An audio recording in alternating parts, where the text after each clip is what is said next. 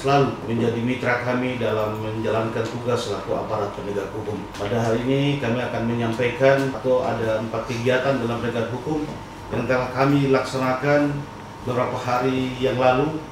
Maksud dari penyampaian ini adalah sebagai laporan kepada masyarakat akan produktivitas kami selaku aparat penegak hukum dalam melaksanakan penegakan hukum di wilayah Kejaksaan Tinggi Papua. Oleh sebab itu, 4 perkara apa saja telah kami lakukan penyidikan maupun penetapan tersangka akan dijelaskan oleh Kasidik selaku tim penyidik dan beberapa tim penyidik lainnya. Menuju untuk menyampaikan kepada masyarakat terkait dengan penanganan perkara yang dilaksanakan oleh Kejaksaan Tinggi Papua. Yang pertama, perkara yang menarik perhatian umum terkait dengan penyelenggaraan PON di Papua yang beberapa hari ini menjadi ditanyakan oleh publik. Dapat kami sampaikan ke publik bahwa terkait dengan penanganan perkara PON, Kejaksaan Tinggi Papua kemarin telah menetapkan 2 orang tersangka berinisial TR dan RD selaku tersangka dan langsung ditahan di Lapas Abepura. Kami juga jelaskan ke publik bahwa penyelenggaraan PON sendiri dilaksanakan dengan anggaran senilai 10 triliun. Kemudian yang direalisasikan sebesar 8 triliun.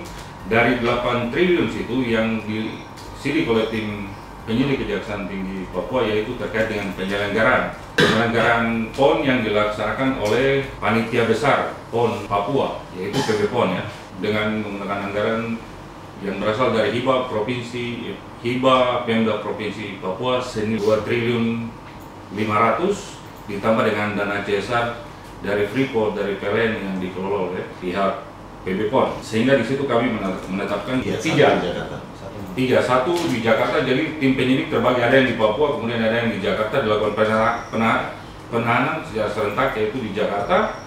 Ketua Bidang 2 itu sudah ditahan, sementara dititipkan di Rutan Salemba perwakilan Kejaksaan Agung yang ada Rutan Salemba. Kemudian 1 orang yang mangkir dari panggilan penyidik. Kemudian yang penting di sini untuk disampaikan ke publik terkait dengan pertanyaan apakah perkara PON selama ini bungkam atau penyidik Kejaksaan Tinggi Papua khususnya bidang Pisus terkesan lambat dalam menangani perkara ini. Perlu kami jelaskan juga ke publik bahwa perkara PON ini sendiri ini perkara yang berskala nasional.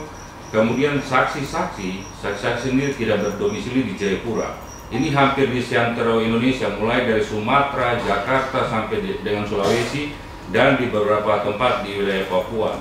Misalnya Nabire, Wamena, sehingga itu kami membutuhkan waktu mendatangi mereka. Kami panggil tidak datang, kami datangi ke tempat masing-masing. Kemudian yang berikutnya terkait dengan penyelenggaraan pemilu kada kemarin, beberapa orang saksi terlibat ikut kontestasi saat itu, sehingga kami belum dapat melakukan pemanggilan. Setelah proses pilkada selesai, baru kemudian kami melakukan pemanggilan kepada para pihak, dan kemarin gerak cepat langsung kami menetapkan 2 orang sebagai tersangka. Kemudian selain perkara PON, kemarin juga Kejaksaan Tinggi Papua menetapkan 2 orang tersangka. Kepala Cabang Bank Papua, Enarotali, periode 2015-2017, kami saat ini berada di Lapas Abepura. Kemudian dari kerugian negara itu 120 miliar.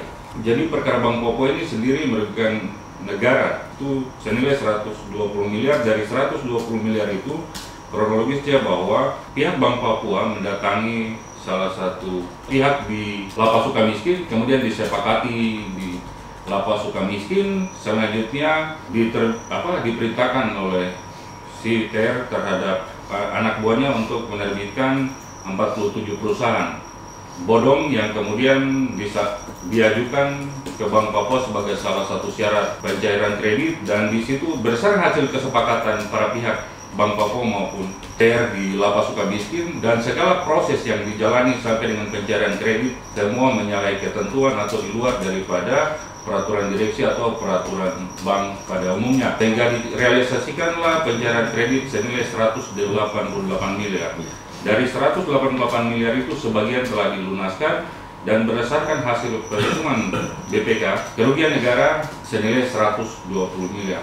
Dari 120 miliar itu kemudian tim penyidik berhasil menyelamatkan atau menyita aset yang kemudian akan dilelang itu senilai 91 miliar. Berhasil dilakukan penyitaan, kemudian disidangkan, dan perkara ini sendiri 3 orang telah disidangkan dan telah inkrah. Selanjutnya akan disidangkan pelaku lainnya yang sedang dalam pengembangan atau proses yang dilakukan oleh tim penyidik Kejaksaan Tinggi Papua. Nah, kemudian seperti yang disebutkan Pak Aspisus, ada 4 penanganan perkara yang ditangani oleh pihak Kejaksaan Tinggi Papua. Tadi perkara PON, kemudian perkara Bank Papua. Kami juga menangani perkara konservasi, yaitu hutan wisata alam Teluk Yotefa, yang mana proses saat ini dari lead telah kami naikkan ke penyidikan. Kemudian perkara lembaga penjamin mutu pendidikan LPMP Papua yang statusnya kami naikkan dari lead ke lead, dan di dalam tahap ini penyidik Kejaksaan Tinggi Papua berhasil menyelamatkan atau berhasil menyita uang senilai 2 miliar rupiah yang saat ini berada di rekening titipan Bank Papua dari potensi kerugian negara yang periksa senilai 12 miliar sekian. Kami kejaksaan hadir untuk masyarakat, kami tidak mencederai hati masyarakat. Kami bekerja dengan tulus, dengan hati.